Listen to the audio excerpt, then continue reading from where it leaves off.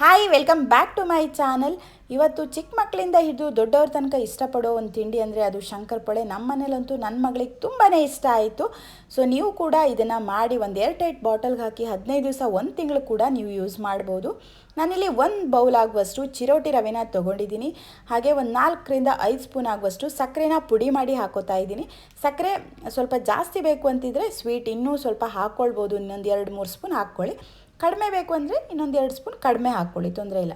ಆಮೇಲೆ 3 ಸ್ಪೂನ್ ಆಗುವಷ್ಟು ಗಟ್ಟಿ ತುಪ್ಪನ ಹಾಕ್ಕೊಳ್ತಾ ಇದ್ದೀನಿ. ತುಪ್ಪನೂ ಅಷ್ಟೇ ಇನ್ನೊಂದು ಸ್ವಲ್ಪ ಜಾಸ್ತಿ ಆ್ಯಡ್ ಮಾಡಿಕೊಂಡ್ರೆ ಇನ್ನೂ ಚೆನ್ನಾಗಿ ಬರುತ್ತೆ.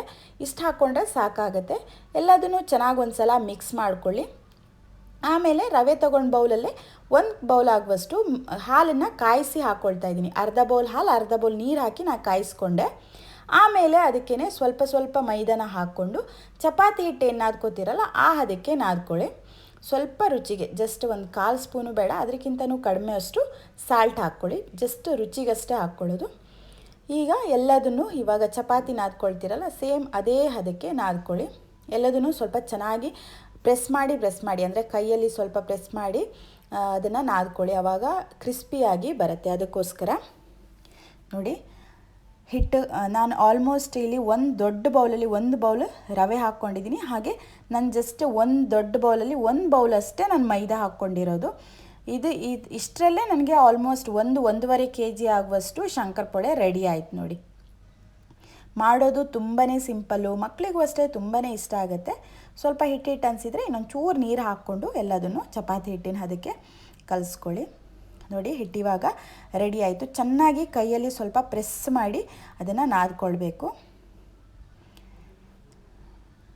ನೋಡಿ ಅನ್ಹೆಲ್ದಿಯಾಗಿ ಹೊರಗಡೆಯಿಂದ ತಿಂಡಿ ತಂದು ಮಕ್ಕಳಿಗೆ ಕೊಡೋದಕ್ಕಿಂತ ಈ ಥರ ಮನೇಲೇ ಹೆಲ್ದಿಯಾಗಿ ಮಾಡಿಕೊಡಿ. ಮಕ್ಕಳಿಗೂ ಇಷ್ಟ ಆಗುತ್ತೆ, ಹೆಲ್ತಿಗೆ ಕೂಡ ತುಂಬಾ ಒಳ್ಳೆಯದು.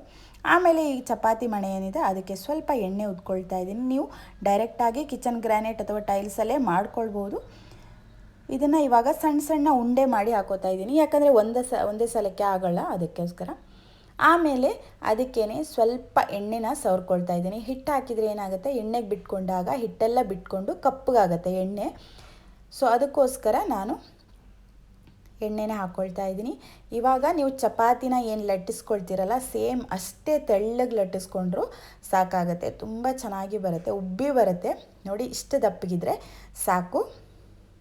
ಇವಾಗ ಇದನ್ನು ನೀಟಾಗಿ ಕಟ್ಟರ್ ಅಥವಾ ಚಾಕು ಯಾವುದ್ರಲ್ಲಿ ಬೇಕಾದರೂ ಕಟ್ ಮಾಡ್ಕೊಳ್ಳಿ. ಶಂಕರಪೊಳೆ ಶೇಪ್ ಏನಿದೆ ಆ ಶೇಪಿಗೆ ಕಟ್ ಮಾಡ್ಕೊಳ್ತಾ ಇದ್ದೀನಿ. ಕಟ್ ಮಾಡ್ಕೊಳ್ಳೋದು ಅಷ್ಟೇ ತುಂಬಾ ಈಸಿ, ಲಟ್ಟಿಸೋದು ತುಂಬಾ ಈಸಿ. ಸೊ ಕ್ವಿಕ್ಕಾಗಿ ಮಾಡುವಂಥ ಒಂದು ರೆಸಿಪಿ, ಮಕ್ಕಳಿಗಂತೂ ತುಂಬಾ ಇಷ್ಟ ಆಗುತ್ತೆ. ನೀವು ಸಂಜೆ ಟೀ ಜೊತೆನೂ ಚೆನ್ನಾಗಿರುತ್ತೆ. ಇವಾಗಂತೂ ಚಿಟಿಪಿಟಿ ಮಳೆ ಬರ್ತಾ ಇದೆ, ಈ ಮಳೆಗಾಲಕ್ಕಂತೂ ಎಷ್ಟು ತಿಂಡಿ ಇದ್ದರೂ ಸಾಕಾಗಲ್ಲ ಮಕ್ಕಳಿಗೆ. ಸೊ ಈ ಥರ ಮಾಡಿಕೊಡಿ, ತುಂಬಾ ಖುಷಿಯಾಗುತ್ತೆ, ಹೆಲ್ದಿ ಆಗುತ್ತೆ. ಸೊ ಎಲ್ಲದನ್ನು ಈ ಥರ ಲಟ್ಟಿಸ್ಕೊಂಡು ಕಟ್ ಮಾಡಿಕೊಂಡು ಒಂದು ಪ್ಲೇಟಿಗೆ ಎತ್ತಿಟ್ಕೊಳ್ತಾ ಇದ್ದೀನಿ. ಪ್ಲೇಟಲ್ಲೂ ಅಷ್ಟೇ ಎಲ್ಲದನ್ನು ಒಂದೇ ಸಲ ಮಾಡ್ಕೊಳ್ಳಿ, ಏನು ಅಂಟ್ಕೊಳ್ಳಲ್ಲ ಒಂದಕ್ಕೊಂದು.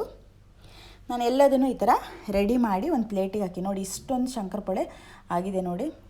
ಇದನ್ನು ಇವಾಗ ಎಣ್ಣೆಯಲ್ಲಿ ಫ್ರೈ ಮಾಡಿಕೊಂಡ್ರೆ ಆಯಿತು, ರೆಡಿ ಆಗುತ್ತೆ.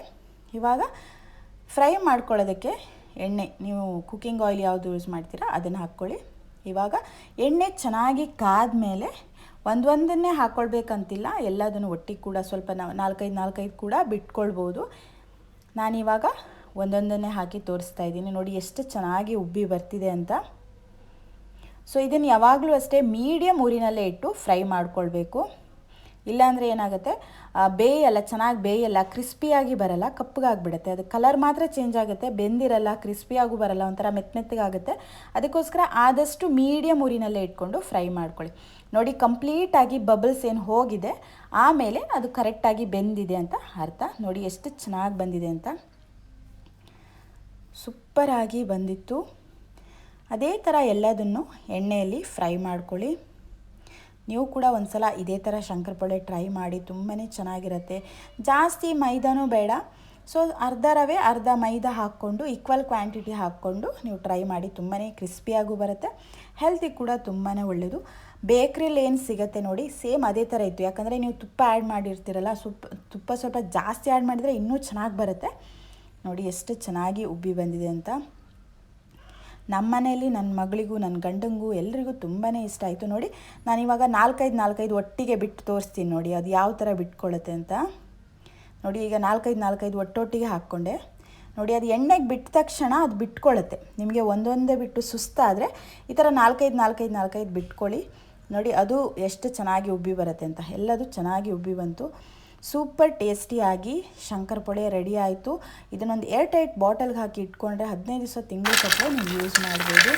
ಈ ರೆಸಿಪಿ ನಿಮಗೇನಾದರೂ ಇಷ್ಟ ಆಯಿತು ಅಂದರೆ ಚಾನಲ್ನ ಸಬ್ಸ್ಕ್ರೈಬ್ ಮಾಡ್ಕೊಂಡು ನೋಡಿ, ಹಾಗೆ ನಿಮ್ಮ ಫ್ರೆಂಡ್ಸು ಫ್ಯಾಮಿಲಿ ಮೆಂಬರ್ಸ್ಗೂ ಶೇರ್ ಮಾಡಿ.